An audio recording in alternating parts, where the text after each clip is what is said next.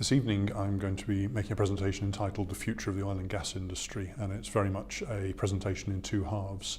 The first half is looking at all of the oil that's available around the world, which is not currently counted as proven reserves, but we know where it is, and with a little bit of technology and a little bit of money we could get it out. So we have a huge amount of oil and gas available to us. But the other half is kind of the and yeah but. It's the issue of climate change and the amount of carbon that's emitted when we burn our oil and our gas and our coal.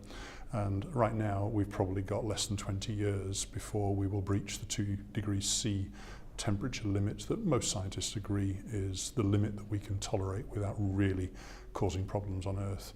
So I'll be talking a little bit about what we can do to use all those hydrocarbons and still stay within the 2 degrees C. This evening's presentation is about the future of the oil and gas industry and how the carbon budget that some people talk about, the amount of CO2 that we can emit into the atmosphere before we mess up the planet, is about 20 years away. That means that most of the young professionals are going to be impacted big time, both professionally and in their personal lives, by the impact of the carbon budget and climate change. I think young professionals today, probably more than ever, need to be flexible. They need to grab opportunities. They need to be willing to consider changing the direction of their career, because I'm quite clear that a lot of things are going to change a lot over the next 20 or 30 years. So I think from the technical perspective, there's not much I would change about my career. I've enjoyed working in the oil and gas industry. I got in kind of by accident, and I'd probably like to have started a year or two earlier.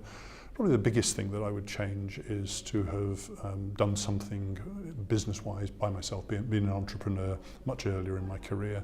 I almost did, and I bottled out, and I regretted it ever since.